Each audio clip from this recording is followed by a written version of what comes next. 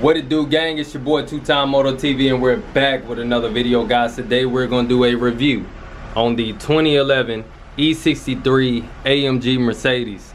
First thing we're gonna do, we're gonna hop in her. We're gonna do like a little speed test. So we're gonna get on the on-ramp, smack it a couple of times, see how fast she is. We're gonna come back and do a full review of what the car has to offer and all of the goodies and gadgets and knickknacks that this car is capable of doing, man. So we're gonna go ahead and hop in. I'm gonna strap my GoPro up and we're gonna do a little speed test. So we're gonna get on the on-ramp right here, smack her once we get right here, and then play with it a little bit on the highway. We're gonna let this fan go.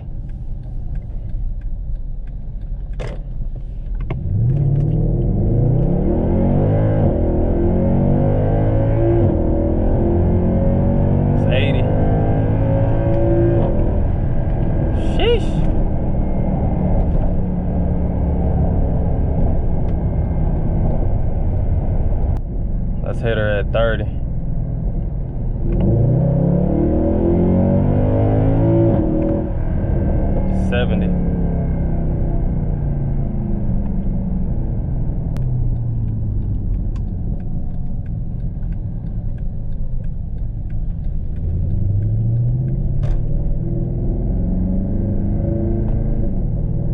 Let's hit her at 40.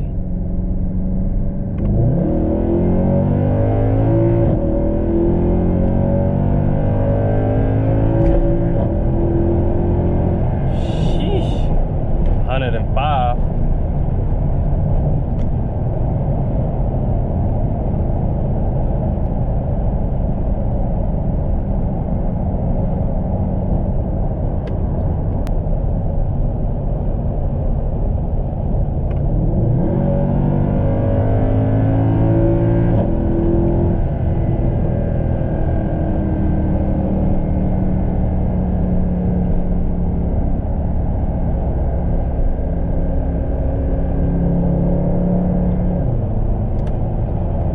I love the gearbox in this thing because sports mode allow you to cruise when you're at a decent amount of speed, but just as soon as you smack the gas, she dropped down in gear to go ahead and get the RPMs up so that you can do a nice pull instead of it having that lag in it like some vehicles. Once you in a high gear, it just kind of want to pull from that gear. This vehicle in Sports Plus mode, it allows you to cruise still in comfort mode, but whenever you smack it, try to make a maneuver, she drops down in gear real quick, and then she makes her pull so that the RPMs are already up. And that's the good thing about this car. This car pulls hard at even 120.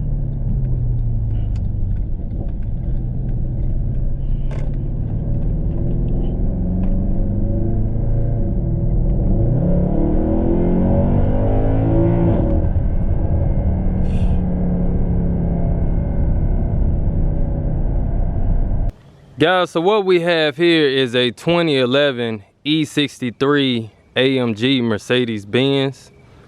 This is the Carbon Performance Pack. This is a E-Class Mercedes Benz. So a full-size sedan, luxury sedan. And we're just getting some exterior shots now. She do have the 19-inch Mercedes Benz wheels on them. She also has a rear lip spoiler and a carbon fiber rear diffuser. This thing here is expensive. If you're wanting to buy it and add it on to your vehicle, I believe it's like $3,000. But this car came with it since it is the Carbon series.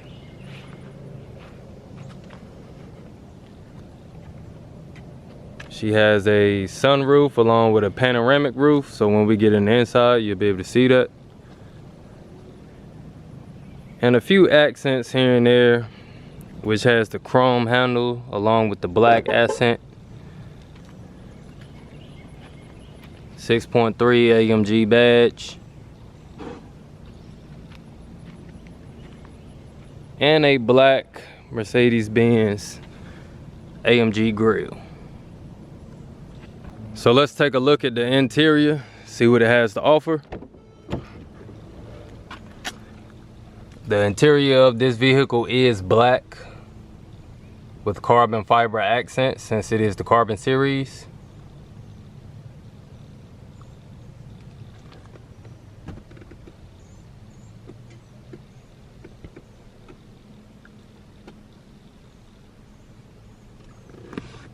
Let's get further in. And here we're in the cockpit, which is the driver's side. And as you guys can see, she has a lot of buttons and instruments that you can press to toggle a lot of different things for the vehicle. The steering wheel is a flat bottom steering wheel, which is the performance. AMG, I believe, comes with that with a majority of their E63s. But as you guys can see, the carbon wraparound on the dash, on the doors, and including the back. We'll take a look at a couple of features that this car does have to offer. Comfort mode, sport plus, manual mode, and RS. So RS is a launch control for this vehicle. It's basically RS stands for race start. So you want to hold your foot on the brake. You just want to do everything that the dash prompt you to do, which is hold your foot on the brake, hold the gas down. Once you let your foot off the brake, then the car will do a hard launch. This is the traction control and also the sport mode button for sports handling. So you can either put it in sport handling mode, which will allow the wheels to spin at a minimum but keep the power towards the car. Then if you turn it completely off, then the wheels will turn over at ease without losing any kind of power with the car.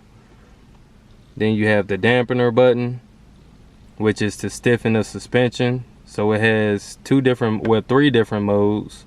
The first mode is comfort mode, which will be off. You won't see either of these two lights illuminated. Once you have one light illuminated, it is a stiffened suspension, and then the second light illuminated is the stiffest suspension. This is the AMG button, so whatever you set your mode to race or whatever mode to your liking, you can even have it in comfort mode and set the traction control off, or you know, your dampeners where you want to. Once you press this button, when you get in the car, once you press this button, then the vehicle will remember that mode that you selected, and it will automatically put it in that mode instead of having to twist all the dials and set everything up all over. So this vehicle does have a shift knob along with a push button park. So I can show you guys what that's all about. This push button start as well. You can also take this cap off here and use your key if your push button stopped working or your key stopped working, basically with the battery in it. So to engage reverse, there are two different notches on this handle here. So if you press it forward all the way, she'll go in reverse. Then you can press the P for park, and she goes into park. If you press it all the way back, she'll go into drive. Press the P again, that's park. If you tap it up one time, she goes into neutral. Press park again. If you tap it back one time, she goes into neutral. Took me a while to figure this whole setup out because I'm not used to this kind of device, but it's very nice to have this kind of thing instead of a column shifter like I'm used to. I'm used to the column, but this is a very nice piece how they have it set up to where you engage each gear. This is the dial for your infotainment system. So as you guys can see, I can scroll through different things. You can turn it, you can press it back, press it up, press it left, Press it right, that engages different things. That is your back button, that is your clear button for your infotainment system. You have your glove box, which you press this little side button here and then it pops it up. As you guys can see, there's also one on the passenger side. If the passenger wants to use it, boom, they can pop it up as well. You have your climate control, which is very nice.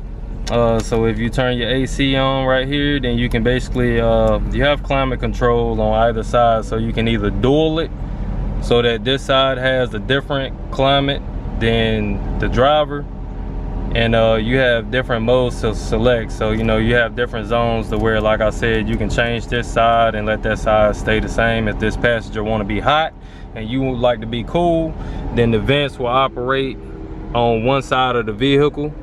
So these two vents will operate for the passenger. These two vents will operate for the driver.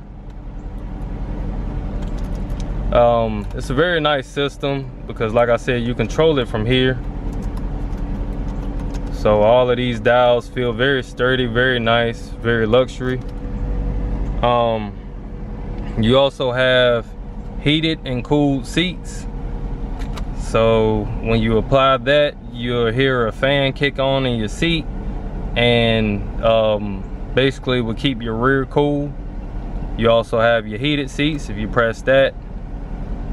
So you can have it blowing out the heat, or you can just have it heated, or you can just have it just blowing out the air to keep you cool. It also has the same thing on the passenger side.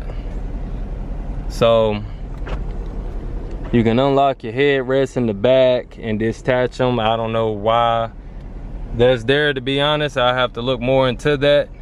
You have a rear blind that comes out and then retracts when you press this button here. So let me show you guys that. It looks almost presidential. So when you press it, your rear shade comes up. Press it again, rear shade goes down.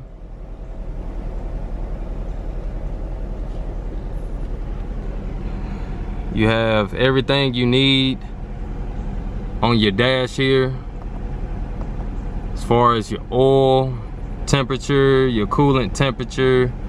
Then there's different modes that you can toggle through, and then even set your dash up a different color, and however that you want to set it up. If you want to look at how many miles is on the car, or it's just a bunch of different things that you can use on here that will assist you with driving as well. So we're going to turn the vehicle off. I'm going to step back out, and this is a cool feature here, that where you can bring your steering wheel all the way out. And I did not know that this thing went out as far as it did, but good gracious, like, look how far the steering wheel is out now. So you can do that. You can bring it down, bring it all the way up, and bring it all the way back in, which is where I like to keep it. But if you're short, tall, short arm, long arm, that'll basically assist you into that. So let's get back to the different modes. So with the manual mode, will allow you to use your pedal shifters, which I don't really toggle through, because Sport Plus mode does all of that for you. It's basically supposed to give you the best oomph in the car that you need, instead of pedal shifting it yourself. But if you do want to start in a lower gear with a higher RPM, then you can do that as well. I'm not messing around with the manual mode too much, because I'm not trying to tear the transmission up. I'm trying to allow this vehicle to last longevity, even though I do get on it a little bit. Sport mode will allow me to do so, because the ECU is programmed for sport mode, and it's not supposed to harm the transmission at all. Then, like I said, race start, I've used that once or twice, and I mean, man, she launches hard. It's basically like a two-step, and you know, a launch control button, like how you would have in the Trackhawks or Dodge Chargers or any kind of other performance vehicle. We also have massaging seats, and then you have different modes to where you can allow this to extract if you would like an arch in your back, or however that you want your back to sit. If you don't want your back to sit flat and you want to have this part you know, intruding in your back a little bit more than you can, also the upper part. And then there is a massager that you can set different modes for, and it travels up and down, it vibrates, it does a lot of cool things.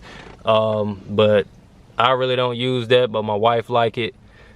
I guess, you know, it's very comfortable to her, but I'm not trying to become sleepy driving this vehicle. So with that being said, I am 6'2" in height, and you guys can see how far that the seat is back. This vehicle has a ton of room.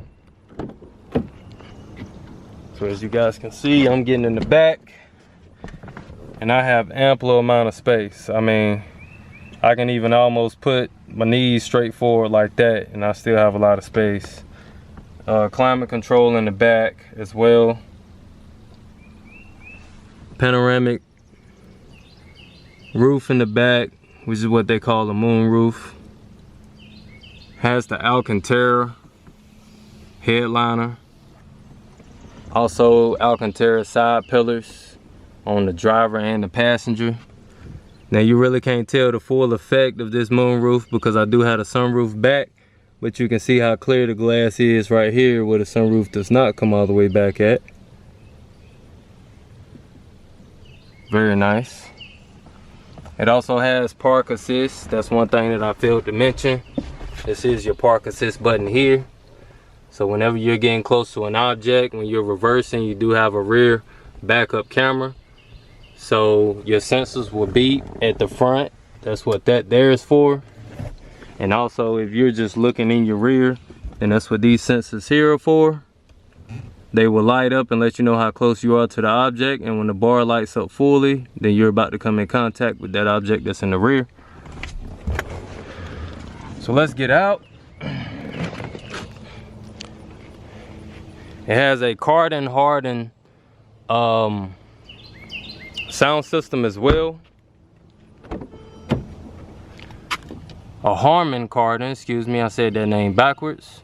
Very nice sound system. You can set the bass controls, the treble, and I mean, man, it is super loud. So what we're gonna do, we're gonna release the trunk. Very spacious in the trunk as well. So you guys can see, you should go all the way to the back seat, and you can lay the back seats down as well. There might be with that button in the front with the headrest, so I can detach it and then lay the seats down. She also has the center console there. Push button to operate the trunk to allow it to close. Also, another cool feature is with the key. If I want to close the sunroof or open the sunroof, let me show you guys that. So if you hold the lock button on the key, and then if you point it at this sensor here, watch the sunroof close. You just want to hold it. Sunroof will close. Also, if you forget and leave your sunroof open, say for instance, if you're at work and don't know it's raining, these sensors on the front here will close the sunroof automatically and all the windows. That's a nice feature from Mercedes. I'm glad that they did that, because my Crown Vic, I sometimes leave my sunroof open and the car outside and it gets rained in. And also, if you hold the unlock button at the same place that you held the lock button, it will let all windows down and the sunroof will come back as well. I feel like that is a very nice and cool feature. So getting back to the rear interior of the vehicle, the center console is pretty cool as well. When you bring it down, you have a little storage compartment in here as well. So once that's back, it kind of sits flush. And then you can pop your cup holders forward. they will lay forward like that, but you have a little storage compartment here. I feel like that's pretty cool how everything is hidden.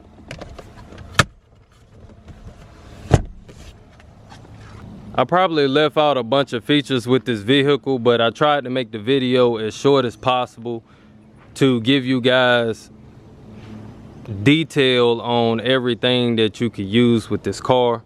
But a lot of things that I did leave out, as far as the brake package system, man, I mean, awesome brakes on this vehicle. Like, this car stops on a dime.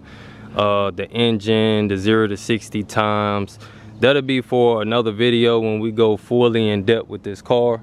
But I did want to bring you guys a short video, a short detail video on the things that this vehicle does have to offer. Make sure that you guys pick one of these up as soon as possible, because they are starting to go eco with the AMGs in the upcoming years. I believe 2022, 2023. I mean, I don't know how the cars look yet, but I do know that they're trying to go eco along with like 2 turbos or whatnot. But the car is not a V8. So, I mean, we're basically losing a iconic sound and performance in my honest opinion. And I mean, these cars are gonna probably go up in value because folks are gonna want this iconic V8 again. So make sure that you guys get your hands on one. This was the fastest sedan in the world in its time. And you guys know that they are coming out with a lot of other vehicles that could possibly beat this stock. But I mean, you can do a lot of performance upgrades. Yes, it is costly, but the car will last, the car will handle, and the car will outperform a lot of things out here on the road today, as you guys seen in the clip at the beginning of the video. So that concludes it. Hopefully you guys enjoyed it. Get your hands on one now if you can. Try to find a good one with decent amount of miles on it, and go ahead and snatch one up, man. This car is the bang for the buck. That's Two Time Moto TV out. Make sure you guys subscribe to the channel, smash that like button, turn that bell notifications on for future uploads, because we always getting our hands on different cars, and this is our acquired car. We still got work to do to the Mustang, the 2004 Crown Vic, and the 2002 Chevrolet Silverado. Two Time Moto TV out, and until next time, peace.